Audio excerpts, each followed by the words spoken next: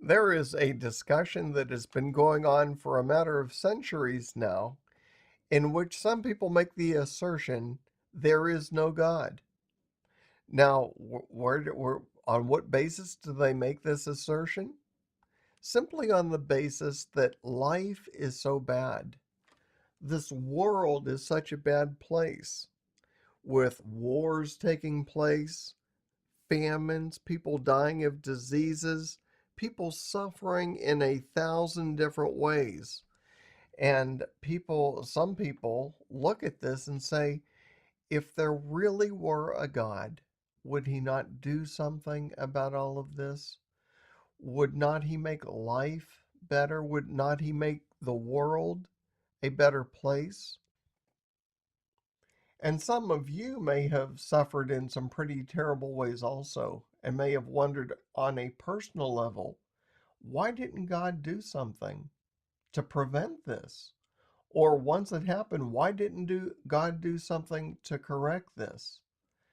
And the discussion has gone on for a long time with many people, frankly, disbelieving in God for his lack of action in the world in which we live. And so the question that I would pose in this presentation is the world in which we live flawed? Did God make a mistake when he made it the way that he did? Should life be actually better than what it is if there really is a God? As we consider this, I'd like you to consider an amusement park, like Disneyland or Six Flags. When we go to an amusement park, everything is fun. There nobody is really suffering. The food is good. The excitement level is high. There are all sorts of things to do that keep you continually uh, excited and the adrenaline going. And amusement parks are just a fun place to be. And that's the way they were designed. Now, some people seem to think that the world, if God had made it, ought to be like an amusement park. I'd like you to contrast that with another place that many of us have been to, and that is school. When you go to school, it's not like an amusement park, is it? It's not entertaining, it's not fun. And in fact, since schools are designed to promote learning and growth, fun is often shunned.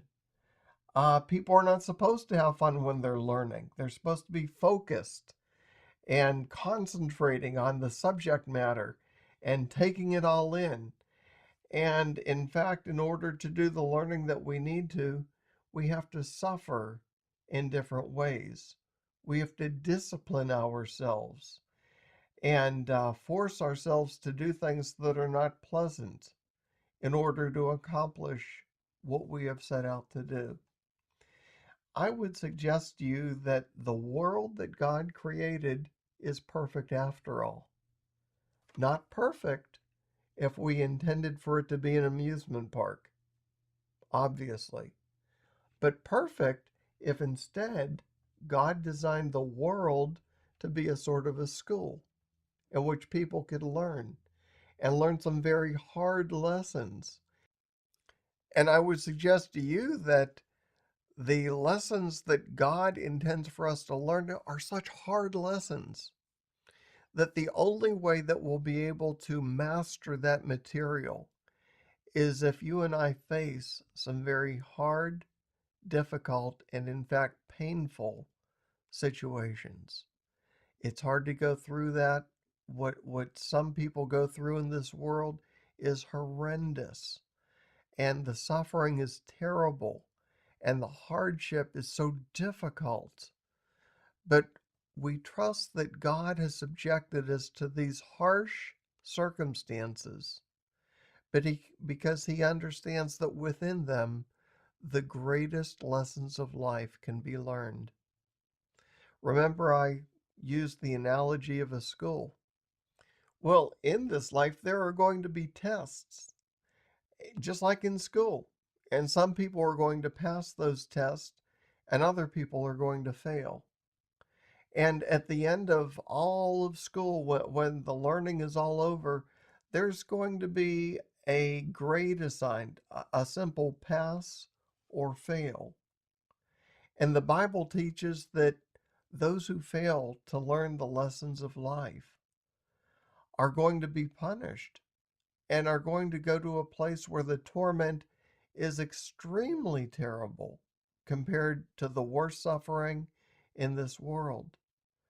But the Bible also teaches that for those who pass the test, who make it through God's curriculum, who gain the lessons that come through suffering and pain and hardship, that there will be a reward. And in fact, we are going to transition from this schoolhouse of a world to a new world. Now, I won't go so far as to say that that new world is Disneyland in the sky, or an amusement park, or anything of the sort. But I will say that that place will be a whole lot more like Disneyland than the present world in which we live.